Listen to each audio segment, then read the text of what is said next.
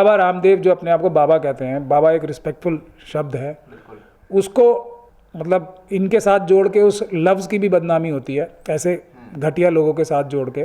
बाबा रामदेव को मैं बता रहा हूँ कि वो भी अडानी की तरह चोरी कर रहे हैं, देश का पैसा लूट रहे हैं, शेयर मार्केट से भी और दूसरी तरीके से भी। ईडी का जो रोल होना चाहिए वो बाबा रामदेव पे होना चाहिए सबसे पहले। कि ये सब जो कार्रवाइयाँ हैं, ये आतंकवाद का मुकदमा इन पे दर्ज होना चाहिए सबसे पहले। तो धारा 15 यूएपीए का इन्होंने ये कहा कि हम स्वदेशी चीज़ें लाएंगे। इनकी अगर बैलेंस शीट उठा के देखी जाए तो कितना ये माल बाहर से इंपोर्ट कर रहे हैं। स्वदेशी की बात करके ये जो सबसे बड़ा फ्रॉड है ना, ये उस तरह के एक फ्रॉड है जो आज नहीं तो कल पकड़े जाएंगे। इनकी अगर आप रिसर्च करोगे तो मिडिल ईस्ट वगैरह में जाके देखो, ये एकदम खुद ही बताते हैं कि मैं तो खुद ही मुसलमान हूँ। क्यों? माल कमाना है। अब यहाँ पे जब चोरी पकड़े जाने की बात आ गई है तो नफरत फैला के बचना चाह रहे हैं।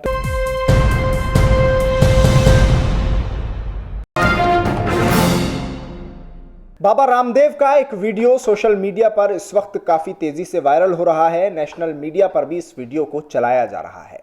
बाबा रामदेव ने मुसलमानों और ईसाइयों को लेकर इस वीडियो में एक बयान अपना जारी किया, जिसमें वो एक जगह तकरीर करते हुए कहते हैं कि मुसलमान ऊंचा पजामा पहनते हैं, मूछें कटवा के रखते हैं, टोपी लगाते हैं और वो इसको जन्नत समझते हैं कि इसी से उनको जन्नत मिल जाएगी। और भी बहुत सारी बातें उन्होंने कही हैं, आगे जाकर बताऊंगा आपको। लेकिन हमारे साथ इस मुद्दे पर बातचीत करने के लिए इस वक्त सुप्रीम कोर्ट के वकील महमूद पराचा मौजूद हैं। उनकी प्रतिक्रिया ले लेते हैं इस पूरे मामले पर, इस पूरे बयान पर।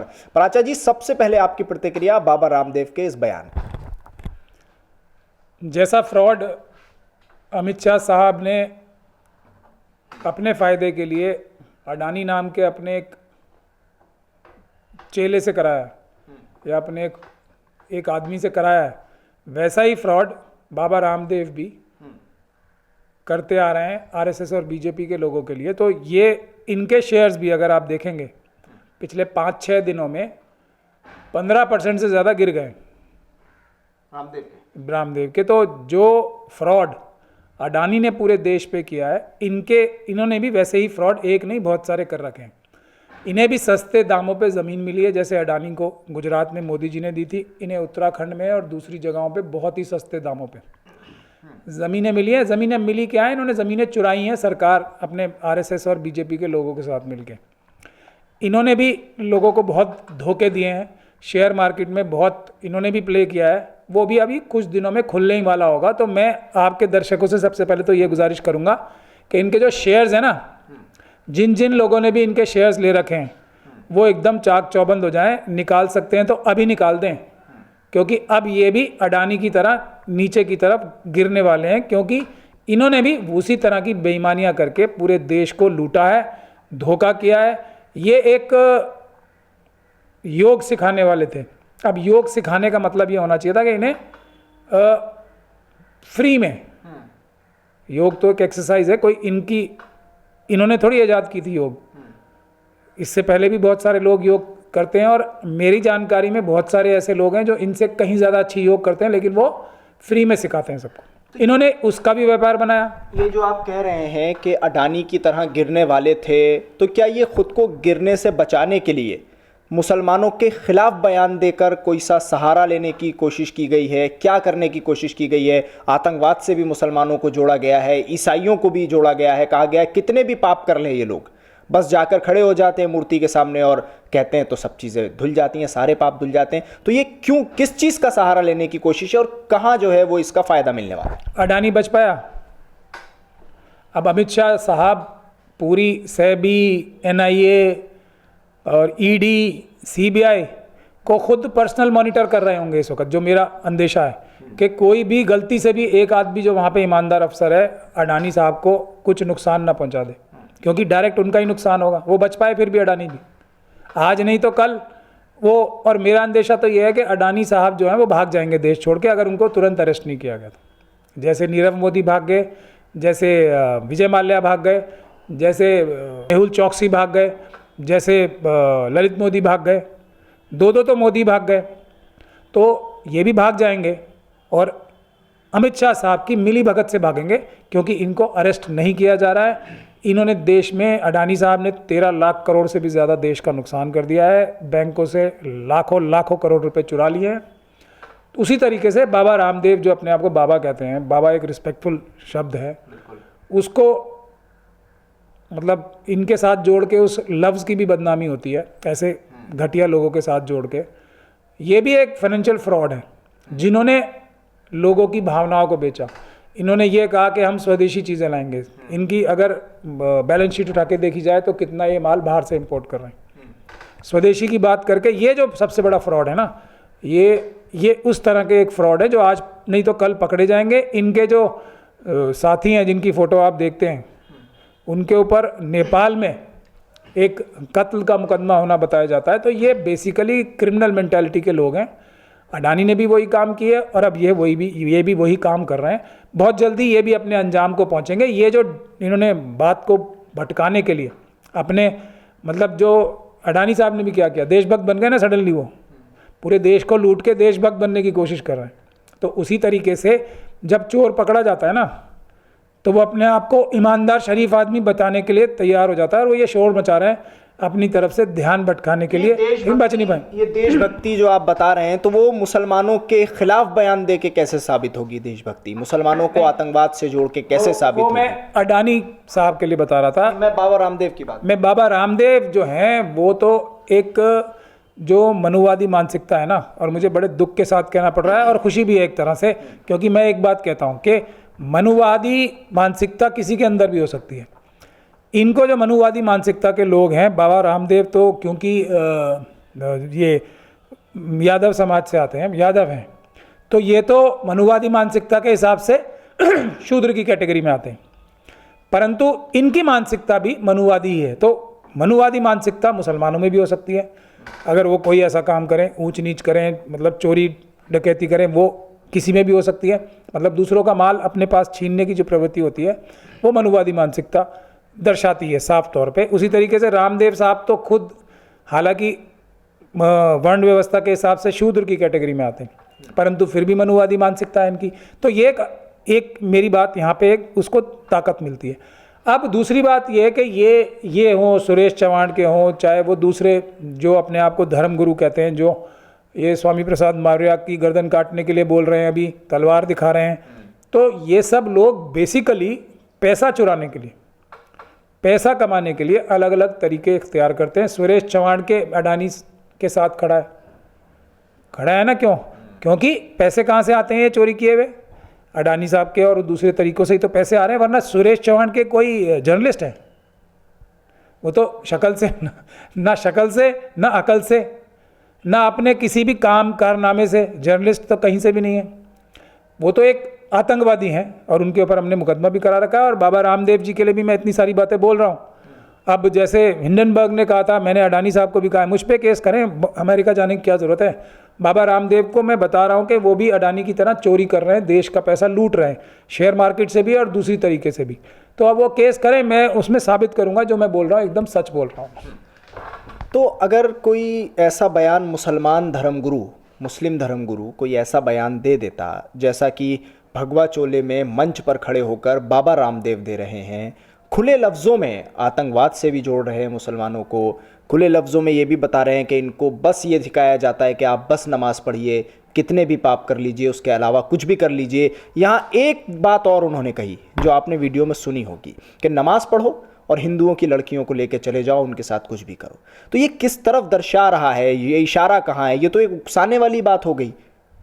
ये चाहे कोई मुस्लिम कम्युनिटी से करे, चाहे ये बाबा रामदेव करे, सुरेश चौहान के करे, कोई भी करे इस तरह की बात जिससे नफरत फैले, वो सिर्फ और सिर्फ चाइना और पाकिस्तान के साथ मिलके आरएसएस का जो हेडक्वार्टर है ना नागपुर, उसके इशारे पे कर रहा हूँ। तो क्या ये उकसाने वाले बयान पुलिस को नजर नहीं आते? सरकार को नजर नहीं आते? बिल्कुल नजर आते हैं। इसीलिए कार्रवाई क्यों नहीं होती? इसीलिए मैं बता रहा हूँ ना, क्योंकि ये सब आरएसएस द्वारा मॉनिटर्ड है, उन्हीं के द्वारा कराया जाता है। अब ये आरएसएस को भी पैसे देते हैं और आरएसएस भी इनके ऊपर दांव लगाती है, पैसे लेती भी है और देती भी है, कमाती भी है इनसे। तो ये अब जब फंसने का टाइम आ रहा है तो ये नागपुर से ही इनको सजेस्ट किया गया हो ना, क्योंकि अब तुम फंसने वाले हो, तुरंत ये इस तरह की नफरती बातें करो ताकि कुछ ना कुछ तो बचाव रहे। तो नफरती बातें बचाव क्यों करा रही हैं? मनुवाद क्या करता रहा है आज तक? आपको आज की नहीं, हजारों साल की हिस्ट्री देखनी पड़ेगी। नफरत फैला के इंसान को इंसान से लड़वा के ही तो ये लोग राज कर पाएँ या धोखा दे पाएँ। अगर लोगों को इस तरीके से ये नफ़रत नहीं फैलाएंगे तो ये जो चोले पहन पहन के बैठे हैं सब, जो एक अपने आप को पवित्र दिखाने के लिए जो ये रंग रूप इख्तियार करते हैं तो सब चोर ही ना। ये मुसलमानों में भी हैं, आप देख रहे हैं, मैं 300-400 मुसलमान जो हमारे इस तरह के रंग रूप में नज़र आते हैं, बहुत ही रिस्पेक्टेड नज़र आने की कोशिश करते हैं तो सब चोर वो भी उसी तरह के चोर ये हैं। तो ये जो चोर हैं इनका फार्मूला एक ही है, वो भी नफ़रत फैलाएंगे, ये भी नफ़रत फैलाएंगे। और मॉनिटर सब कहाँ से हो रहे हैं, एक तो यहाँ पर है नागपुर में जगह, और एक आपको पता ही है जो ज़ायनिस्ट फोर्सेस हैं जो इजराइल में बैठी हैं, अभी वेस्ट में बैठी हैं, ये सब वहाँ से गाइडेड हो रहे हैं। और इनका कोई मतलब नहीं है, इनको देखते ही बाइकआउट करना चाहिए, इनका आपस में प्यार मोहब्बत से रहना चाहिए। ये बेईमान है। और ये एक बात मैं और बता दूं, ये बाबा रामदेव जो हैं जब यहाँ से अपना माल एक्सपोर्ट करते हैं मिडिल ईस्टर्न कंट्रीज़ में, तब तो ये ऐसी बातें करते हैं कि इन इस्लाम धर्म से सबसे अच्छा कोई धर्म नहीं है और मुसलमानों से ज़्यादा कोई अच्छा आदमी नहीं है। इस्लाम धर्म तो बहुत अच्छा मज़हब है, लेकिन मुसलमान तो अच्छे भी हो सकते हैं, बुरे भी हो सकते हैं, लेकिन वो जब अपना माल बेचना है तब तो मुसलमान ही अच्छे। इनकी अगर आप रिसर्च करोगे तो मिडिल ईस्ट वगैरह में जाके देखो, ये एकदम खुद ही बताते हैं कि मैं तो खुद ही मुसलमान हूँ। क्यों? माल कमाना है। अब यहाँ पे जब चोरी पकड़े जाने की बात आ गई है तो नफ़रत फैला के बचना चाह रहे हैं। तो इनका अब ध्यान जो है इनकी चोरी से हटाने के लिए तरह तरह के स्वांग रचते हैं। तो किसी ने कुछ भी किया हो, अगर वो एक हिंदुत्व के सपोर्ट में कोई बयान दे दे और मुसलमानों के ख़िलाफ़ बयान दे दे, तो उसके पास इसका मतलब यह है कि बचने के चांसेस ज़्यादा हैं, कार्रवाई नहीं होगी। हाँ, थोड़ा ध्यान डाइवर्ट हो जाएगा। हाँ। जैसे इन्होंने कुछ टाइम के लिए करप्शन से थोड़ा जैसे ये वहाँ पे महिलाओं के वस्त्र धारण करके भागे थे ना, कुछ देर के लिए ध्यान हट जाएगा। बाबा रामदेव उस दिन भी लोग बताते हैं कि शलवार पहन के भागे थे वहाँ से, तो इस तरीके के स्वांग से, बहरूपीयपन से थोड़ी टाइम के लिए बच जाएंगे। लेकिन जैसे अडानी अरेस्ट होंगे वैसे ये भी अरेस्ट होंगे। इनके जो साथ में बैठे होते हैं दूसरे वाले, उनका नाम मैं भूल रहा हूँ, वो भी अरेस्ट होंगे। इनके सारे लोग अरेस्ट होने वाले हैं, इनके भी, क्योंकि ये भी बहुत बड़ा फ्रॉड करके गए हैं। तो मैं आपके दर्शकों से ये गुजारिश कर रहा हूँ कि इनके शेयर्स के बारे में और इनकी बैलेंस शीट्स निकाल के, और इन्होंने कितनी जगहें कहाँ कब्जाई हैं, सरकार से ली हैं, उसके बारे में हमारे ऑफिस में इंफॉर्मेशन भेजें, ताकि हम सेबी वगैरह में और दूसरी जगह शिकायत करके इनकी चोरी पकड़वा सकें और जो ये जनता का पैसा चुरा रहे हैं वो एक्सपोज कर सकें, ताकि जल्दी से जल्दी इनका भी गोरख धंधा बंद हो और ये भी जेल जाएं जल्दी से अपने काले कारनामों की वजह से। एक आखिरी चीज़ और आपसे पूछना चाहूँगा, बाबा रामदेव का जो बयान है पूरा आपने सुना होगा, उसके बाद जो कानूनी धाराएं हैं और जो सज़ा के प्रावधान हैं, उनके हिसाब से कौन कौन सी धाराएं इन पर लग सकती हैं, किन किन धाराओं के तहत केस दर्ज हो सकता है, कैसे इनको सज़ा मिल सकती है, इस पर आप हमें ठीक है। ये सब जो कार्रवाइयाँ हैं, ये आतंकवाद का मुकदमा इन पे दर्ज होना चाहिए। सबसे पहले तो धारा 15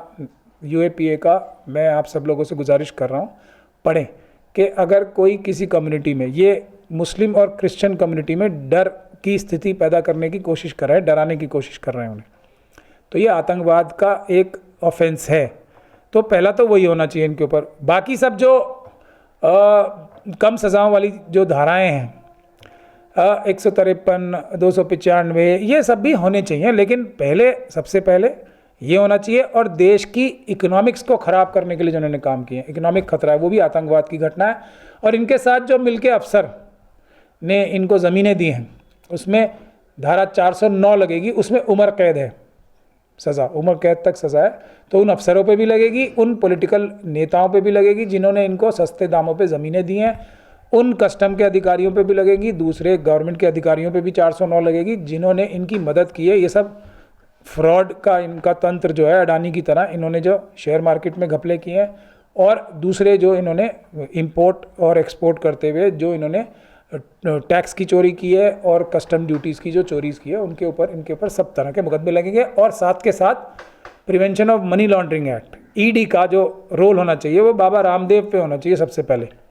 जैसे अडानी पे होना चाहिए वैसे बाबा रामदेव पे होना है। तो अभी वक्त आ रहा है, तो ये सब लोग लंबे टाइम के लिए जेल में जाएंगे, आप लोग फिक्र मत कीजिए, समय बदलेगा, ये लोग सब जेल में होंगे। और देश का जो पैसा इन्होंने चुराया है, जिसकी वजह से आज हमारे देश में गरीबी बढ़ रही है, ये सब पैसा हम इनसे वापस लेके देश की जनता को तकसीम करेंगे, क्योंकि ये उन्हीं का पैसा है जो इन्होंने चुराया है। ठीक, शुक्रिया महमूद पराचा बातचीत करने के लिए। सुप्रीम कोर्ट के वकील महमूद पराचा हमारे साथ इस वक्त मौजूद थे। उन्होंने साफ तौर पर कहा कि बाबा रामदेव का ये बयान उनको आतंकवाद के मुकदमे में दर्ज करा सकता है। उन पर जो धाराएं लगेंगी वो आतंकवाद के मुकदमे के तहत लगेंगी, जो कि आप सुनते हैं कि यूएपीए का मुकदमा चलता है, लोगों पर चल भी रहा है। तो जो बाबा रामदेव का बयान सामने आया वो दो कम्युनिटी में भय का माहौल पैदा कर रहा है, क्रिश्चियन कम्युनिटी में और मुस्लिम कम्युनिटी में, और हिंदुओं को उनके प्रति उकसा रहा है एक दंगे के लिए। तो इसलिए बाबा रामदेव को आतंकवाद के तहत सज़ा मिलनी चाहिए और उन पर वही धाराएं लगनी चाहिए, ऐसा सुप्रीम कोर्ट के वकील महमूद पराचा का कहना है।